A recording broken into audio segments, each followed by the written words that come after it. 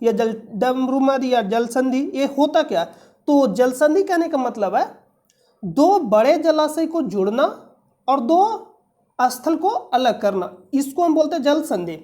फिर से समझिए, दो बड़े जलाशय को जोड़ना और दो स्थल को अलग करना, इसी को बोलते हैं जल संधि। अगर इसमें ध्यान से देखिएगा, जैसे में यहाँ पे क्या है, पाक जल संधि, यहाँ पे क्या है, पाक जल संधि। तो ये पाक जल संधि है, तो जोड़ किसको रहा है? अरब सागर और बंगाल की खाड़ी को, और अलग किसको कर रहा है? भारत और श्रीलंका को। तो आपसे सीधा प्रश्न पूछेगा, प्रश्न क्या पूछेगा उसको देखिए। प्रश्न पूछेगा अरब सागर और बंगाल की खाड़ी को कौन सी जल संधि जोड़ता है या जलडमरूमद जोड़ता है?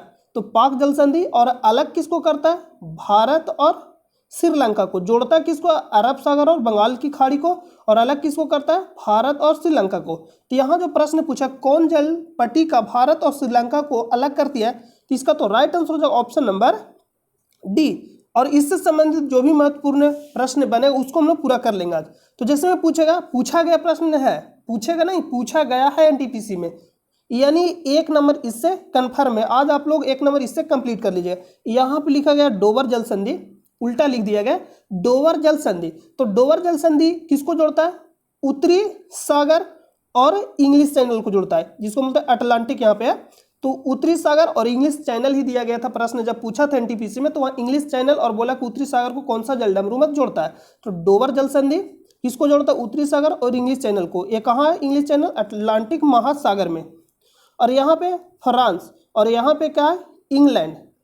और अलग किसको करता है? इंग्लैंड और फ्रांस को। इसको ध्यान दीजिएगा, इंग्लैंड और फ्रांस को अलग करता है। देखिए कुछ इस तरह से, मान ली कि यहाँ पे है इंग्लैंड और यहाँ पे है ये फ्रांस, और यहाँ पे क्या है?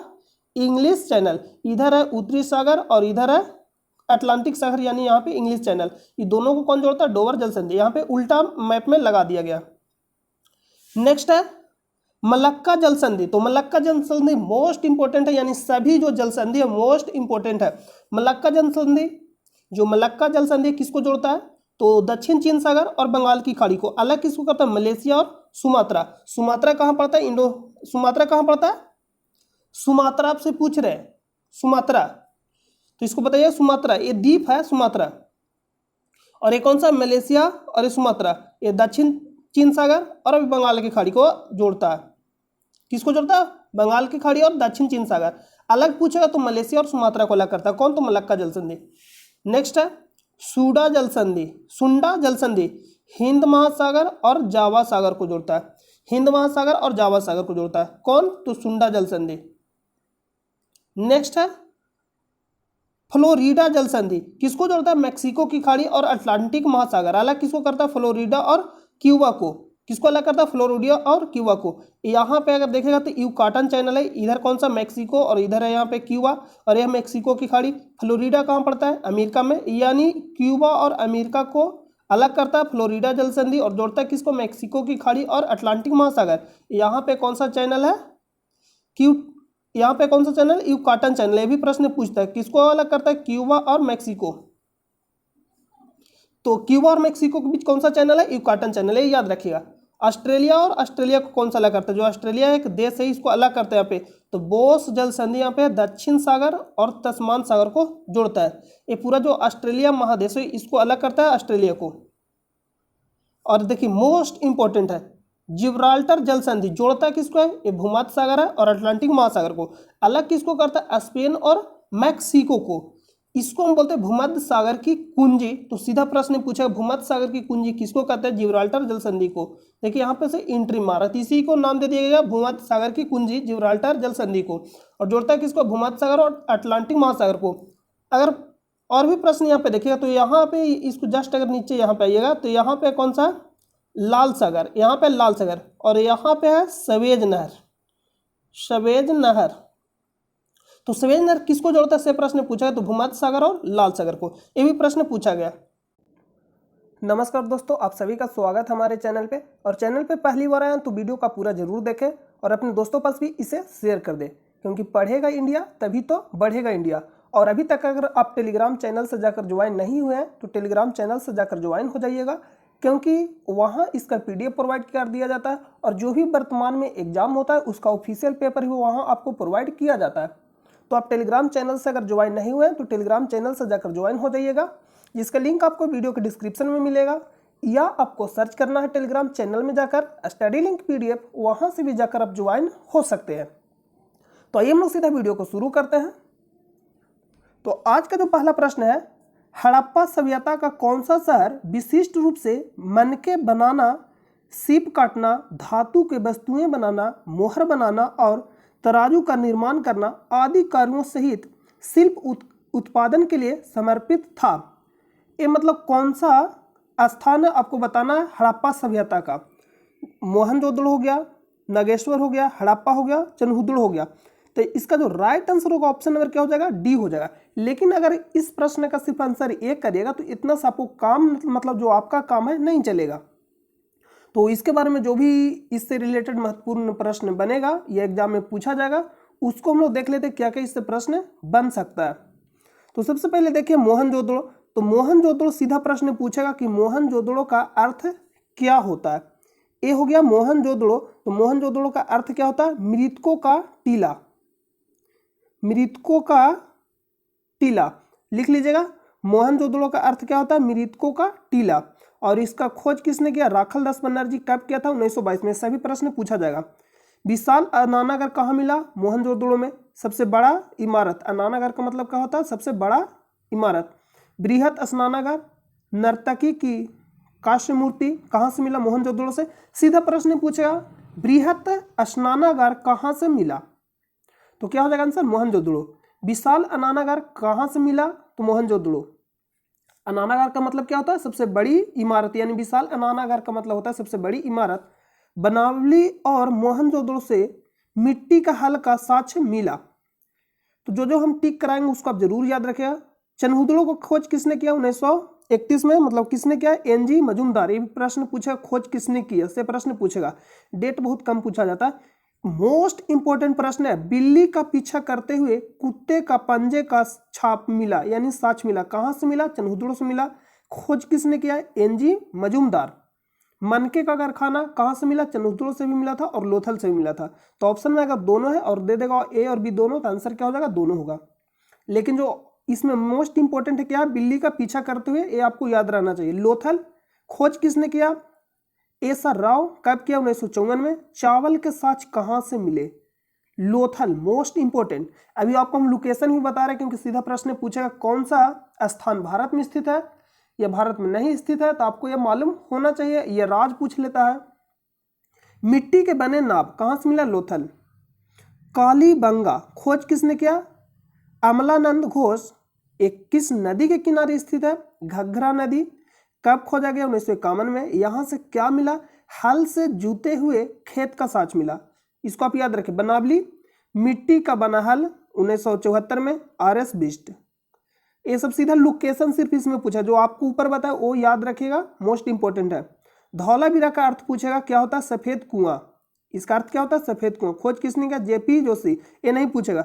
यहां से प्रश्न ए पूछेगा, एकमात्र जो 3 भागों में बटा था, कौन? धौलावीरा। किला, मध्य और निचला। विशाल जलाशय कहां से मिला? धौलावीरा से। ये अपवाद है क्योंकि एकमात्र जो 3 भागों में बांटा हुआ था, कौन है? धौलावीरा। तो ये अपवाद से प्रश्न पूछा जाता है। विशाल जलाशय कहां से मिला? धौलावीरा से मिला। इसका अर्थ क्या होता है? सफेद कुआं। और एक मोहनजोदड़ो का अर्थ पूछेगा क्या होता है? मृतकों का टीला। स्थित कहां? खोजा किसने? तो मोहनजोदड़ो पाकिस्तान में स्थित है। खोजा किसने? 1922 में। राखल दास बनर्जी। क्या यहां से मिला? विशाल स्नानागार कहां से मिला? मोहनजोदड़ो से। बृहत स्नानागार कहां से मिला? मोहनजोदड़ो से। नर्तकी की काष्य मूर्ति कहां से मिला? मोहनजोदड़ो से मिला। बिल्ली का पीछा करते हुए साक्ष्य कहां से मिला? चनहुदड़ो से मिला। चनहुदड़ो का खोज किसने किया? NG मजूमदार। ये प्रश्न पूछेगा। अब हम लोग इसका लोकेशन देख लेते हैं कि इसका लोकेशन क्या है। तो अगर आप लोकेशन देखें, ए रहा मोहनजोदड़ो। ये क्या है? मोहनजोदड़ो। और ये जो आप देख रहे हैं, यह सिंधु नदी। तो सिंधु नदी के कौन सा साइड मोहनजोदड़ो स्थित है, ये भी प्रश्न पूछा जाता है। तो कौन सा साइड है? जैसे सिंधु नदी इधर से मतलब बह रही है, इधर से। तो इधर से जब आप आइएगा तो बायां साइड पड़ेगा और इधर दायां साइड। तो बायां साइड स्थित है मोहनजोदड़ो और चनहुदड़ो जस्ट दोनों अपोजिट साइड है। मोहनजोदड़ो और चनहुदड़ो क्या है, दोनों एक दूसरे के अपोजिट साइड है, ये आपको याद रखना चाहिए। सूतकांगेडोर ये कहाँ स्थित है, पाकिस्तान में स्थित है। और एक सुरकोटडा ये कहाँ स्थित है, भारत में। दोनों में कंफ्यूजन नहीं करिए, जिसको हम लगा रहे हैं टिक आउट कर रहे हैं उसको आप जरूर याद रखिएगा। सीधा लोकेशन पूछेगा कि भारत में स्थित है या नहीं स्थित है या कहाँ स्थित है। धौलावीरा गुजरात में, इसको आप याद रखिएगा। लोथल किस नदी किनारे स्थित है, भोगवा नदी किनारे कहाँ स्थित है, गुजरात में स्थित है। ये सीधा प्रश्न पूछा जाएगा। दायमाबाद ये भी कहाँ स्थित है, तो ये भी भारत में स्थित है। ये प्रश्न पूछेगा। और यहाँ से जो प्रश्न बनेगा, बनावली, कालीबंगा, राखीगढ़ी और रोपड़, ये रोपड़ याद रखिएगा। और यहाँ से एक जो प्रश्न बनेगा मांडा, ये याद रखिएगा, जम्मू कश्मीर। यहाँ से आप इतना याद रखिएगा जरूर, ये मोस्ट इंपॉर्टेंट है। तो इस प्रश्न का जो आंसर होगा क्या हो जाएगा, मन के बनाने का कारखाना कहाँ से मिला, चनहुदड़ो से मिला। इसका राइट आंसर का ऑप्शन नंबर 4। और चनहुदड़ो कहाँ स्थित है, तो पाकिस्तान में स्थित है। अभी आपको तुरंत बताया। सिंधु नदी की कौन सा साइड है, तो ये कौन सा साइड हो जाएगा, देखिए सॉरी यहाँ जो आपको हम बताया साइड लगते हैं आपको गलत बता दिए। यहाँ से सिंधु नदी से आ रही है, तो इधर क्या हो जाएगा, दायां हो जाएगा। और इधर क्या हो जाएगा, बायां। इधर बायां और इधर दायां। तो जो मोहनजोदड़ो है सिंधु नदी के दायां साइड मतलब स्थित है, और चनहुदड़ो है जो बायां साइड स्थित है। मतलब आपको क्या करना है, नदी जिधर से बह रही है उधर से आपको चलना है और आप अपना साइड देख लीजिए, पता चल जाएगा कि कौन साइड स्थित है। एक याद जो रहना, मेहरगढ़ कहाँ स्थित है, पाकिस्तान में। अगला प्रश्न पे चलते हैं। नेक्स्ट जो प्रश्न मोस्ट इंपोर्टेंट प्रश्न है, FAO एक विशेष एजेंसी है जो यूएन की ओर से कार्य करती है, इसका पूर्ण रूप क्या है। तो दोनों जो यहाँ पे दिया दे रहा है मोस्ट इंपोर्टेंट, क्या दे रहा है, मोस्ट इंपोर्टेंट। इसका फुल फॉर्म क्या होता है, food and agriculture, food and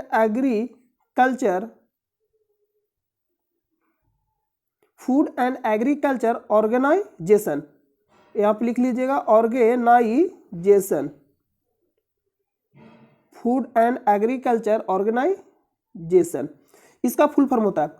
इसका स्थापना कब हुआ था, 16 अक्टूबर 1945 को स्थापना हुआ था। मुख्यालय कहाँ स्थित है, हेडक्वार्टर हो जाएगा रोम, इटली में स्थित है। इटली में स्थित है, रोम इटली। और 16 अक्टूबर को ही वर्ल्ड फूड दिवस मनाया जाता है। इसको नोट करिएगा आप, मोस्ट इंपोर्टेंट। क्यों मनाया जाता है, क्योंकि FAO का स्थापना हुआ था 16 अक्टूबर को, इसीलिए हम लोग वर्ल्ड फूड डे कब मनाते हैं, 16 अक्टूबर को। इसको आप नोट कर लीजिएगा। यूएन का स्थापना कब हुआ, यूएन का स्थापना सीधा प्रश्न पूछेगा 24 अक्टूबर 1945 को। हेडक्वार्टर कहाँ है, न्यूयॉर्क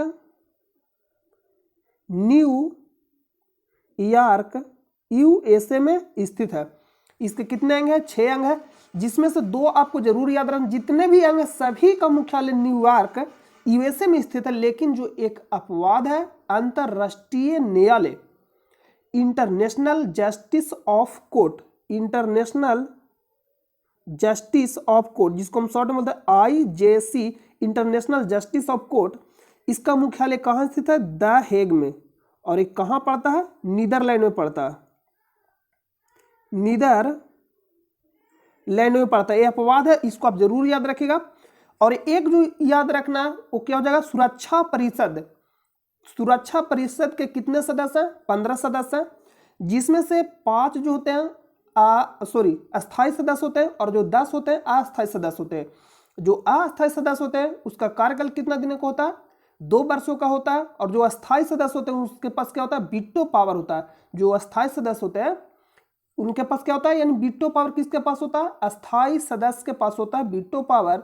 और अस्थायी सदस्य में कौन कौन से देश शामिल है, तो जैसे हो जाएगा अमेरिका, फ्रांस, ब्रिटेन, चीन, रूस। याद रखिएगा, फिर से सुनिए, अमेरिका, फ्रांस, ब्रिटेन, चीन, रूस। एक यहाँ है तो अस्थायी सदस्य सुरक्षा परिषद के, ये मोस्ट इंपॉर्टेंट है, सीधा प्रश्न पूछा जाएगा कौन सा स्थायी सदस्य नहीं है, तो ये 5 आपको याद रहना चाहिए, तो आप कर लीजिएगा। और भारत 8वां बार अस्थायी सदस्य बना सुरक्षा परिषद का, ये भी आपको याद रहना चाहिए। और अस्थायी सदस्य का जो कार्यकाल होता है कितना वर्षों का होता है, 2 वर्षों का होता है। मोस्ट इंपोर्टेंट प्रश्न है, तो इस प्रश्न का जो आंसर हो जाएगा ऑप्शन नंबर क्या हो जाएगा, B, food and agriculture organisation. अगला प्रश्न पे चलते हैं। नेक्स्ट प्रश्न है, निम्नलिखित में से कौन सा टेनिस टूर्नामेंट क्ले कोर्ट पर खेला जाता है? इससे रिलेटेड मोस्ट इंपोर्टेंट प्रश्न है। आज का जो क्लास है मोस्ट इंपोर्टेंट क्लास है, क्योंकि जो भी प्रश्न आज जो हम लोग करेंगे भी आए हैं, जिसको बोला जाता है 5 स्टार, जितना स्टार लगाना उतना स्टार आप लगा लीजिए, ये मोस्ट इंपोर्टेंट प्रश्न है। तो सबसे पहले हम लोग देखते हैं, इसको आप देखिए 2021, अगर आप वर्तमान में एग्जाम दे रहे हैं 2021 में, तो करेंट के हिसाब से भी मोस्ट इंपोर्टेंट है, यानी करेंट के दृष्टिकोण से भी इंपोर्टेंट है। सबसे जैसे मैं आपको बता रहा हूं उसी तरह से आप याद करिएगा, इसमें आप ज्यादा कुछ दिमाग नहीं लगाइएगा। 1 मिनट रुकिएगा।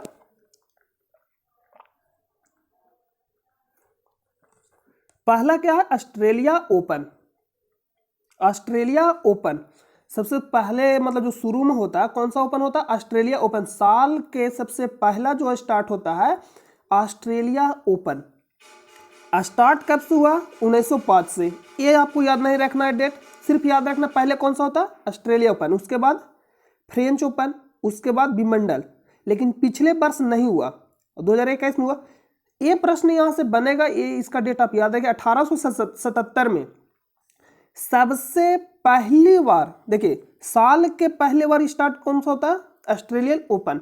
देखिए कंफ्यूजन नहीं करिएगा, सबसे पहली बार शुरू कौन सा हुआ था, कौन सा ऑस्ट्रेलिया ओपन शुरू हुआ था। सबसे पुराना कौन सा ऑस्ट्रेलिया ओपन है, ऑस्ट्रेलिया ओपन बोल रखे नहीं, सबसे पुराना कौन सा, ये जो हो जाएगा विंबलडन है। कौन सा, विंबलडन सबसे पुराना, यानी सबसे शुरू कौन सा स्टार्ट हुआ था, विंबलडन।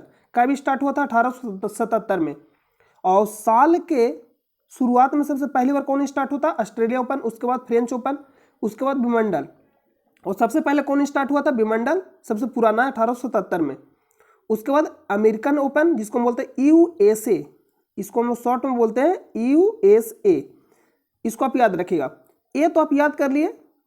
और इसका जो डेट है, समय है, जनवरी से फरवरी में होता है ऑस्ट्रेलिया ओपन। उसके बाद मई से जून में होता है, कौन सा, मई से जून में कौन सा होता है, फ्रेंच ओपन। उसके बाद जून से जुलाई में होता है विंबलडन। उसके बाद होता है अगस्त टू सितंबर में यूएसए ओपन। यानी सबसे अंत में, साल के सबसे अंत में कौन सा होता है, यूएसए ओपन, और शुरू में ऑस्ट्रेलिया ओपन। और सबसे पहली बार कौन सा स्टार्ट हुआ था, विंबलडन सबसे पुराना, ये याद रखना। और साल के सबसे शुरू में कौन सा स्टार्ट होता है, ऑस्ट्रेलियन। दोनों में कंफ्यूजन अपना ही करिएगा, ये तो आप याद कर लिए। तो अब यहां दिमाग लगाना है, हार्ड कोट, हार्ड कोट मतलब दोनों तरफ से, मान लीजिए कि एक यहाँ दोनों तरफ से हम लोग हार्ड कोट से मतलब क्या कर दिए, पक्का कर दिए। यहाँ पे हम लोग इधर से इधर दोनों तरफ से ढलाई कर दिए। उसके बाद क्या डालेंगे, मिट्टी डालेंगे। मिट्टी में क्या होगा, घास उगेगा। समझ रहे हैं, दोनों तरफ से क्या करना, ढलाई करना है। ढलाई करेंगे तो क्या होगा, मिट्टी डालेंगे। मिट्टी डालने के बाद क्या हो जाएगा, उसमें घास उगेगा। तो इस तरह से आपको याद रखना। तो अगर आप सीरियली वही याद रखेंगे तो आपका जो कॉन्सेप्ट रहेगा क्लियर रहेगा बिल्कुल। सबसे पहले, साल के सबसे पहले में शुरुआत कौन सा होता है, ऑस्ट्रेलिया ओपन से, और अंत होता है यूएसए ओपन से। शुरुआत होता है ऑस्ट्रेलिया ओपन से और अंत होता है यूएसए ओपन से। और सबसे शुरू मतलब सबसे पुराना कौन सा, विंबलडन। तो सबसे ऑस्ट्रेलिया ओपन से शुरुआत होता है, अंत होता है अमेरिका यानी यूएसए ओपन से। तो दोनों क्या हो जाएगा, हार्ड कोट, हार्ड कोट। देखिए अभी आपको हम बताए दोनों तरफ से क्या करना, ढलाई करना। तो ऑस्ट्रेलिया ओपन किस कोट पे होता है, hard court. USA open hard court. उसके बाद कौन सा होता है, फ्रेंच ओपन। तो फ्रेंच ओपन फिर क्या डालते हैं, मिट्टी। तो क्ले कोट पर कौन सा होता है, फ्रेंच ओपन। उसके बाद क्या होता है, विंबलडन। तो घास पे कौन सा होता है, विंबलडन। याद हो गया। तो हार्ड कोट पे ऑस्ट्रेलिया ओपन, क्ले कोट पे मिट्टी का मैदान यानी फ्रेंच, घास का मैदान विंबलडन, और हार्ड कोट यानी अमेरिका ओपन। इस तरह से आपको याद रखना। अगर आप करेंट की दृष्टि से देखिएगा 2021 में पुरुष विजेता नोवाक जोकोविच, तीनों में लगातार ऑस्ट्रेलिया ओपन, फ्रेंच ओपन और कौन सा हो जाएगा, विंबलडन। लेकिन यूएसए अपवाद बन गया, क्यों, क्योंकि नोवाक जोकोविच हार गया। तो ये प्रश्न पूछा जाएगा, हारा कौन, नोवाक जोकोविच, जीता कौन, डेनियल मेदवेदेव। कहाँ का है, रूस का। सीधा प्रश्न पूछा, किसको हराकर जीता, पुरुष एकल में बात कर रहे हैं, डेनियल मेदवेदेव कहाँ का है, रूस का, किसको हराया, नोवाक जोकोविच। और महिला में देखिएगा तो ऑस्ट्रेलिया ओपन, नोआमी ओसाका कहाँ का रहने वाला, जापान, कहाँ के रहने वाली है, जापान के। और अगर आप देखिएगा फ्रेंच ओपन, बारबोरी क्रेसिकोवा चेक गणराज्य के रहने वाली है। एस्ले वाटी ऑस्ट्रेलिया विंबलडन ओपन जीती। और एमा राडुकानु हराया किसको, फर्नांडिस को, ये कहाँ का रहने वाले, कनाडा। तो एमा राडुकानु ये कौन सा ओपन जीती, यूएसए ओपन। ये आप याद रखिएगा, मोस्ट इंपोर्टेंट प्रश्न है। तो यहाँ जो इसका राइट आंसर निम्नलिखित में से कौन सा टेनिस टूर्नामेंट के लिए कोर्ट पर खेला जाता है, यानी मिट्टी के कोर्ट पे खेला जाता है। विंबलडन घास के मैदान पे खेला जाता है, यूएसए ओपन हार्ड कोर्ट पे खेला जाता है, ऑस्ट्रेलिया ओपन हार्ड कोर्ट पे खेला जाता है। क्या पता है आपको, दोनों तरफ से क्या करना है, ढलाई करना है। तो शुरू में कौन सा होता है, साल के शुरू में शुरुआत कौन सा किस ओपन से होता है, ऑस्ट्रेलिया ओपन से, अंत किससे होता है, यूएसए से। यानी दोनों तरफ क्या हो जाएगा, हार्ड कोर्ट। बीच में फिर क्या डालेंगे, मट्टी, यानी मिट्टी डालेंगे, मट्टी आप समझते हैं मिट्टी। तो मिट्टी पे क्या हो जाएगा, फ्रेंच ओपन। उसके बाद क्या हो जाएगा, विंबलडन यानी ग्रास पे। तो रोलैंड ग्रास पे कौन सा होता है, क्ले कोर्ट पर खेला जाता है। तो आप यहाँ ऑप्शन से भी छांट सकते हैं तीनों, अगर आपको ऑप्शन के बारे में मालूम है। अगला प्रश्न चलते हैं। नेक्स्ट जो प्रश्न है, निम्नलिखित में से किस प्रोग्राम का लक्ष्य स्वरोजगार के अवसरों का सृजन करना है। PMRY प्रधानमंत्री रोजगार योजना, इसका लक्ष्य क्या है, स्वरोजगार। ऑप्शन नंबर ए राइट हो जाएगा। यहाँ आप देख सकते हैं प्रधानमंत्री रोजगार योजना PMRY, इसको आप नोट कर लीजिएगा। अगला प्रश्न चलते हैं। अपनी प्रमुख योजना स्वच्छ भारत मिशन के माध्यम से भारत सरकार का लक्ष्य डॉट का निर्माण करना। तो लक्ष्य क्या हो सकता है स्वच्छ भारत में, प्रदूषण मुक्त बनाना, यानी प्रदूषण मुक्त वातावरण। ऑप्शन नंबर ए राइट हो जाएगा। अगला प्रश्न है, आनंदपुर साहिब प्रस्ताव कब पारित किया गया था। आनंदपुर साहिब प्रस्ताव कब पारित किया गया था, 1973 में। क्यों पारित किया गया था, इसको आप देख लीजिए। आनंदपुर साहिब प्रस्ताव वर्ष 1973 में आनंदपुर साहिब में पारित किया गया था। इस प्रस्ताव में पंजाब को एक स्वायत्त राज्य के रूप में स्वीकारने तथा केंद्र को विदेश मामलों, मुद्रा, रक्षा, संचार सहित केवल 5 दायित्व अपने पास रखते हुए बाकी का अधिकार राज्य को देने संबंधी बातें कही गई थी। ये था आनंदपुर साहिब प्रस्ताव। कब पारित किया गया था, 1973 में। नोट कर लीजिएगा। अगला प्रश्न चलते हैं। डॉट में डार्क बाउंड्री वाले सेल को एक्टिव सेल कहा जाता है, MS एक्सेल। MS एक्सेल में डार्क बाउंड्री वाले सेल को क्या कहा जाता है, एक्टिव सेल कहा जाता है। नेक्स्ट जो प्रश्न है, मोस्ट इंपॉर्टेंट प्रश्न है। 1974 में पोखरण में हुए भारत के प्रथम नाभिकीय परीक्षण के समय परमाणु ऊर्जा आयोग के चेयरमैन कौन थे, होमी सेठना। कब हुआ था, 18 मई 1974 को। पहला परमाणु परीक्षण कब हुआ था, 18 मई 1974 को। कहाँ हुआ था, पोखरण राजस्थान में हुआ था। और इसका जो थीम क्या था, स्माइलिंग बुद्धा, मुस्कुराते बुद्ध,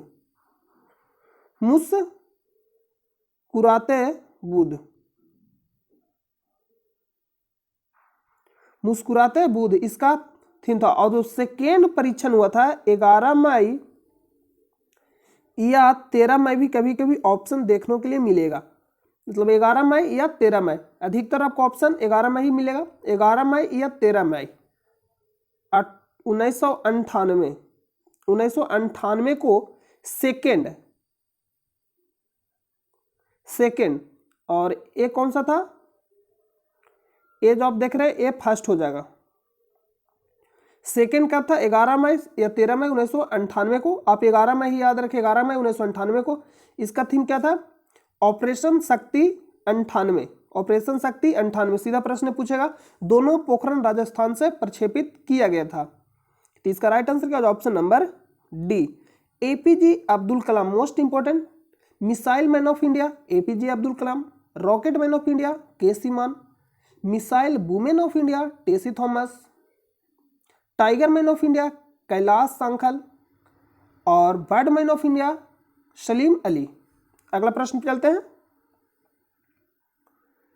एपिग्राफी का क्या अभिप्राय है? तो एपिग्राफी किसको बोलते हैं हम लोग? शिलालेखों का अध्ययन को एपिग्राफी बोला जाता है। ये सीधा प्रश्न पूछा जाएगा। ये सब आपको सारा करा दिया गया, बार बार आपको रिपीट, ये सब जो प्रश्न है रिपीट हो रहा है। तो अगर आप वीडियो को शुरू से देख रहे होंगे तो इसमें आप कन्फ्यूजन नहीं होइएगा। कौन सा भारतीय हवाई अड्डा दुनिया का प्रथम हवाई अड्डा है जो पूर्ण तौर पर सौर ऊर्जा से संचालित है? कोचीन अंतर्राष्ट्रीय हवाई अड्डा कहाँ स्थित है? केरल में। यहाँ मोस्ट इंपोर्टेंट जो है इसको देख लीजिए। इंदिरा गांधी अंतर्राष्ट्रीय हवाई अड्डा कहाँ स्थित है? नई दिल्ली। इंदिरा गांधी अंतर्राष्ट्रीय हवाई अड्डा नई दिल्ली। राजीव गांधी अंतर्राष्ट्रीय हवाई अड्डा हैदराबाद। छत्रपति शिवाजी अंतर्राष्ट्रीय हवाई अड्डा मुंबई। सरदार वल्लभ भाई पटेल अंतर्राष्ट्रीय हवाई अड्डा अहमदाबाद। बाबा साहेब अम्बेडकर अंतर्राष्ट्रीय हवाई अड्डा नागपुर। नागपुर कहाँ स्थित है? महाराष्ट्र में। और अहमदाबाद गुजरात में। नेताजी सुभाष चंद्र बोस अंतर्राष्ट्रीय हवाई अड्डा कोलकाता। ये सब सारा प्रश्न पूछा जाएगा। तो इसका राइट आंसर क्या हो जाए? Option number C. अगला प्रश्न पे चलते हैं। नेक्स्ट है, प्राचीन भारतीय इतिहास के सबसे महत्वपूर्ण शासकों में से एक चंद्रगुप्त द्वितीय। मोस्ट इंपोर्टेंट प्रश्न है, एक कल का ही वीडियो में आपको बताया गया था। चंद्रगुप्त द्वितीय के कार्यकाल को क्या कहा जाता है? स्वर्ण काल कहा जाता है। स्वर्ण काल, या तो ऑप्शन में यह रहेगा या तो गुप्त। किस काल को स्वर्ण काल कहा जाता है? तो गुप्त काल के अंदर चंद्रगुप्त द्वितीय के कार्यकाल को स्वर्ण काल कहा जाता है। अगर ऑप्शन में दोनों है तो पहला आंसर क्या हो जाएगा? चंद्रगुप्त द्वितीय। अगर ऑप्शन ए नहीं रहेगा तो गुप्त काल। तो अधिकतर आपको ऑप्शन जो मिलेगा गुप्त काल ही मिलेगा। किस काल को हम किस काल को बोलते हैं? स्वर्ण काल। तो गुप्त काल को बोला जाता है स्वर्ण काल। तो इसको आप नोट कर लीजिएगा। अगर ज्यादा डिफिकल्ट पूछेगा तो चंद्रगुप्त द्वितीय भी ऑप्शन में दे सकता है। इसी का नाम चंद्रगुप्त द्वितीय या विक्रमादित्य। इसकी पुत्री का नाम क्या था? प्रभावती गुप्त। ऑप्शन नंबर डी राइट हो जाएगा। अगला प्रश्न चलते हैं। किस वर्ष में भारत सरकार ने पहले भारतीय चंद्र मिशन चंद्रवन के लिए इसरो के प्रस्ताव को मंजूरी दी? मंजूरी कब मिला था? 2003 में। प्रक्षेपित कब किया गया था? 22 अक्टूबर 2008 को। 22 अक्टूबर 2008 को PSLV C11 के द्वारा इसको प्रक्षेपित किया गया था। कौन सा? फर्स्ट चंद्रयान 1 22 अक्टूबर 2008 को। चंद्रयान 2 के बात करें, चंद्रयान सेकेंड। चंद्रयान सेकेंड का अगर हम लोग बात करें तो इसको कब प्रक्षेपित किया गया था? चंद्रयान सेकेंड को कब प्रक्षेपित किया गया था? 22 जुलाई 2019 को। किसके द्वारा किया गया था? GSLV MK3M1 किसके द्वारा प्रक्षेपित किया गया था? GSLV MK3 के द्वारा किया गया था। आप इतना याद रखिएगा, GSLV MK3 M1 भी याद रख सकते हैं, या इतना भी आप याद रखिएगा GSLV MK3। तो आंसर आप कर लीजिएगा। इसका तो राइट आंसर क्या होगा? Option number A. अगला प्रश्न पे चलते हैं। हाँ, 2013 में मंगलयान प्रक्षेपित किया गया था। इसको भी आप याद रखिएगा। 2013 में क्या किया गया था? मंगलयान प्रक्षेपित किया गया था। किसके द्वारा किया गया था? PSLV C25 के द्वारा किया गया था। अगला प्रश्न पे चलते हैं। भारतीय संविधान के संदर्भ में निम्नलिखित में से कौन सा विकल्प सम्मिलित है? मूल अधिकार भाग 3 में है। मौलिक कर्तव्य भाग 4 के का। राज्य के नीति निर्देशक सिद्धांत भाग 4 में है। नागरिकता 2 में। तो इसको आप याद रखिएगा। मौलिक कर्तव्य, राज्य के नीति निर्देशक सिद्धांत, ये कहाँ से कहाँ तक है? 36 से 51 और 21 में 51 के का में अनुच्छेद, मतलब 51 के का से लेकर है। और यहाँ पे मौलिक अधिकार 12 से लेकर 35 तक। अगला प्रश्न पे चलते हैं। नेक्स्ट प्रश्न, भारत सरकार द्वारा अप्रैल 2005 में शुरू की गई उस योजना का नाम बताइए जिसका उद्देश्य विशेष रूप से आबादी के निर्धन और वंचित वर्ग के लिए सुलभ, सस्ती, जवाबदेह, प्रभावी और विश्वसनीय प्राथमिक स्वास्थ्य देखभाल सेवाएं प्रदान करना है। नाम क्या है? NRHM। और इसका आंसर आपको बताना है कमेंट बॉक्स में कि इसका फुल फॉर्म क्या होता है। नेक्स्ट प्रश्न है, उस सोडियम यौगिक का नाम बताइए जिसका प्रयोग पानी की कठोरता को अस्थायी रूप से हटाने के लिए किया जाता है। अस्थायी रूप से बोला है, किस रूप से बोला? अस्थायी रूप से। सोडियम कार्बोनेट, इसका सूत्र क्या होता है? N2CO3, sodium carbonate. Sodium hydrogen carbonate यानी खाने वाले सोडा, NaHCO3, सोडियम बाइकार्बोनेट जिसको हम बोलते हैं, NaCl जिसको हम नमक बोलते हैं, सोडियम हाइड्रोक्साइड NaOH। ये सब सीधा फुल फॉर्म बोल रहे हैं, सीधा सूत्र पूछेगा कि सोडियम हाइड्रोक्साइड का सूत्र क्या होता है? Sodium chloride. Sodium hydrogen carbonate यानी खाने वाला सोडा का सूत्र है सोडियम कार्बोनेट। तो इसको आप याद रखिएगा। अगला प्रश्न पे चलते हैं। अगला जो प्रश्न है, विश्व बौद्धिक संपदा संगठन का मुख्यालय कहाँ स्थित है? विश्व बौद्धिक संपदा संगठन का मुख्यालय कहाँ स्थित है? Geneva, Switzerland. Geneva Switzerland, Geneva Switzerland में स्थित है। WTO, world trade organisation, WTO world trade organisation, WHO, ये सब सारा याद रखेगा। IMF, क्या बोले? IMF नहीं, ILO, इंटरनेशनल लेबर ऑर्गेनाइजेशन। इतना आप याद रखिए। सभी का मुख्यालय कहाँ स्थित है? जिनेवा स्विट्जरलैंड में।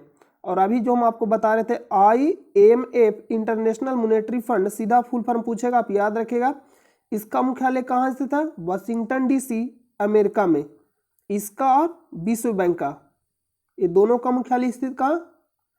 DC, USA में। तो इसको आप नोट कर लीजिएगा, ये मोस्ट इंपॉर्टेंट है। यहाँ पे आप कंफ्यूजन कर सकते हैं, एक है वर्ल्ड ट्रेड ऑर्गेनाइजेशन और एक होता है वर्ल्ड टूरिज्म ऑर्गेनाइजेशन। एक होता है विश्व व्यापार संगठन और एक होता है विश्व पर्यटन संगठन। इसका मुख्यालय कहाँ स्थित है? देखिए, मेंशन करेगा या तो ऑप्शन में नहीं रहेगा। ऑप्शन में मेंशन कर देगा कि वर्ल्ड ट्रेड ऑर्गेनाइजेशन का बताइए। अगर ऑप्शन में मेंशन नहीं करेगा, सॉरी, क्वेश्चन में मेंशन नहीं करेगा तो ऑप्शन में मेंशन करेगा, कहीं भी एक मेंशन कर देगा। क्वेश्चन में अगर मेंशन नहीं करेगा तो ऑप्शन को एक ही देगा। तो इसका मुख्यालय कहाँ हो जाएगा? मैड्रिड, स्पेन में। मैड्रिड, स्पेन में। इसको आप नोट कर लीजिएगा। अगला प्रश्न पे चलते हैं। नेक्स्ट प्रश्न है, उड़ीसा के कोरापुट जिले के पंच पटमाली में किस खनिज के विशाल भंडार मौजूद है? बॉक्साइट। बॉक्साइट यानी बॉक्सिंग करना। अगर किसी को आप बॉक्सिंग करके यानी मारिएगा तो क्या उड़ जाएगा, उड़ से उड़ीसा। तब याद रखिए बॉक्साइट कहाँ स्थित है? उड़ीसा में। ऑप्शन नंबर ए राइट हो जाएगा। ए कह रहे हैं, ऑप्शन नंबर डी राइट हो जाएगा। नेक्स्ट प्रश्न है, खोल के भीतर से निकलने वाले अर्क जिसका तकनीकी नाम सोप है को इनमें से किस नाम से जाना जाता है? Mother of pearl. Option number C. अभी आपको हम इमेज दिखा रहे हैं तो आप समझ जाइएगा। कभी अगर आप नदी में गए होंगे तो आप जरूर इस टाइप के देखे होंगे। यही क्या है? Mother of Perl. अगला प्रश्न पे चलते हैं। कर्तन एवं दहन कृषि प्रणाली को भारत के किस राज्य में बेवर के रूप में जाना जाता है? मध्य प्रदेश, शॉर्ट में क्या बोलते हैं? MP। तो इसका राइट आंसर क्या हो जाएगा? Option number A. ये सब प्रश्न है जो आपको याद करना पड़ेगा, क्योंकि ये सब फैक्ट प्रश्न है तो आपको याद ही करना पड़ेगा। और याद कैसे होगा? अगर आप बार बार रिवीजन कर रहे हैं तो ही आपसे याद होगा, अन्यथा क्या हो जाएगा? गलत हो जाएगा, क्योंकि बार बार रिवीजन नहीं करिएगा तो आप भूल जाइएगा। इनमें से कौन सी कंपनी गूगल की स्वामित्व वाली कंपनी है? अल्फाबेट। और इसका भी कौन है? सुंदर पिचाई, अल्फाबेट के CEO। तो इसका राइट आंसर का ऑप्शन नंबर डी। उन गुफाओं का नाम बताइए जो पश्चिम भारत में घाघरापुरी नामक द्वीप पर स्थित है, जिन्हें 1987 में यूनेस्को द्वारा विश्व धरोहर का दर्जा प्रदान किया गया था। एलिफेंटा की गुफाएं। ऑप्शन नंबर ए राइट हो जाएगा। अगला प्रश्न पे चलते हैं। एलोरा की गुफाएं कहाँ स्थित है? महाराष्ट्र में स्थित है। अजंता की गुफाएं कहाँ स्थित है? महाराष्ट्र में स्थित है। और खजुराहो कहाँ स्थित है? MP में स्थित है। ये भी MP। अजंता की गुफाएं, सॉरी, क्या बता रहे हैं अभी आपको हम, एमपी एमपी, यहाँ पे दोनों करिएगा महाराष्ट्र, एलोरा महाराष्ट्र,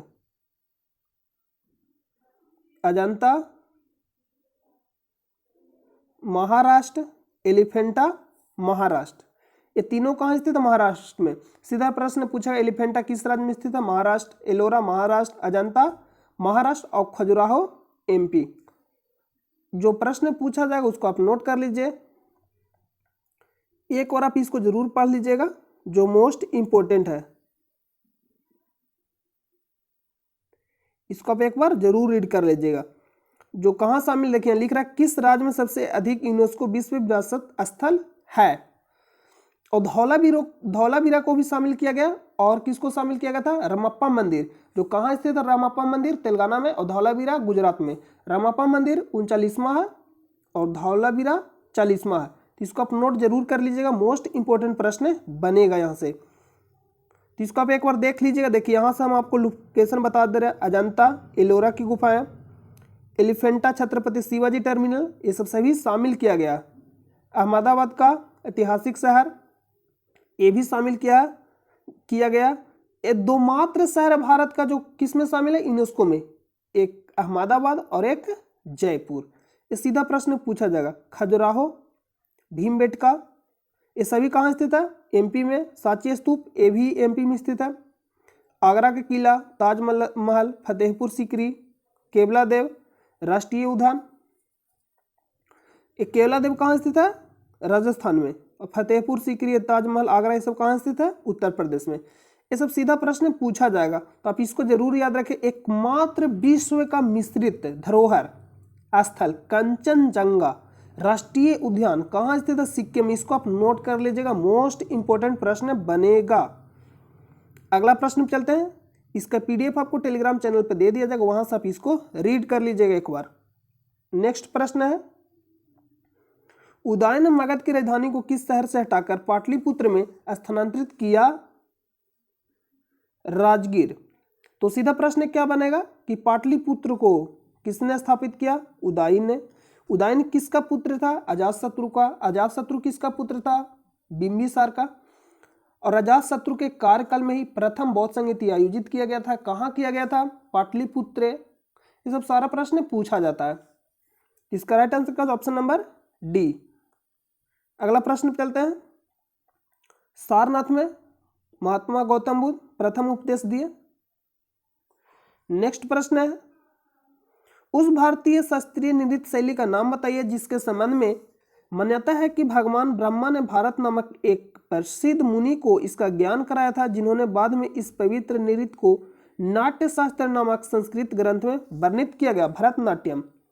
और एक कहाँ का, भारत मतलब भारत किस राज्य में, ये भारत का किस राज्य का नृत्य है, तो तमिलनाडु। क्या हो जाएगा,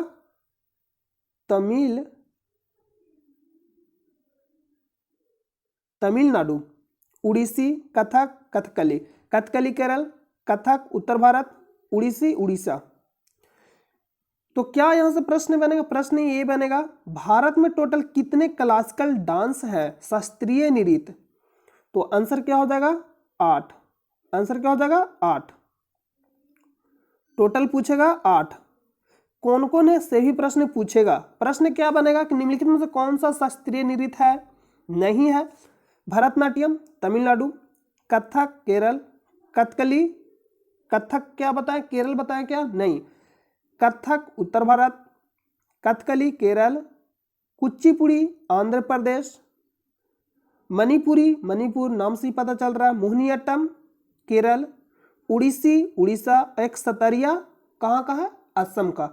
ये सब क्या है, तो क्लासिकल डांस। भारत में टोटल कितने हैं, 8। एक बार फिर से देखिए, भरतनाट्यम तमिलनाडु, कथक उत्तर भारत, कथकली केरल, कुचिपुड़ी आंध्र प्रदेश, मणिपुरी मणिपुर, मोहिनीअट्टम केरल, उड़ीसी उड़ीसा, सतरिया असम। और भी मोस्ट इंपोर्टेंट जो नृत्य उसको आप नोट करिए। रौफ कहाँ से हो जाएगा, तो जम्मू कश्मीर। बिहू कहाँ को हो जाएगा, असम। पंडवानी छत्तीसगढ़। संबंध किनका, तीजन वाई का संबंध किससे, पंडवानी नृत्य से। यह सीधा प्रश्न पूछा जाएगा। ये सब आप याद जरूर रखिएगा। और क्या हो जाएगा, तमाशा महाराष्ट्र, और नौटंकी उत्तर प्रदेश, नौटंकी कहाँ हो जाएगा, उत्तर प्रदेश, तमाशा महाराष्ट्र, लावनी कहाँ का है, महाराष्ट्र का है। ऐसा मोस्ट इंपोर्टेंट प्रश्न है जो पूछा जाएगा, तब इसको जरूर याद रखिएगा। अगला प्रश्न चलते हैं। इस प्रश्न का आंसर क्या है, ऑप्शन नंबर डी। अगला प्रश्न चलते हैं। अगला प्रश्न समाप्त हो गया। तो हम उम्मीद करते हैं कि ये वीडियो आपको अच्छा लगा होगा, और चैनल पे पहली बार आए तो चैनल को सब्सक्राइब कर लें, अपने दोस्तों पास भी शेयर कर दें, और इसका पीडीएफ चाहते हैं तो टेलीग्राम चैनल से जाकर ज्वाइन हो जाइएगा, जिसका लिंक आपको वीडियो के डिस्क्रिप्शन में मिलेगा, या आपको सर्च करना टेलीग्राम चैनल में जाकर स्टडी लिंक पीडीएफ, वहां से भी जाकर आप ज्वाइन हो सकते हैं। मिलते हैं नेक्स्ट वीडियो में, तब तक के लिए नमस्कार।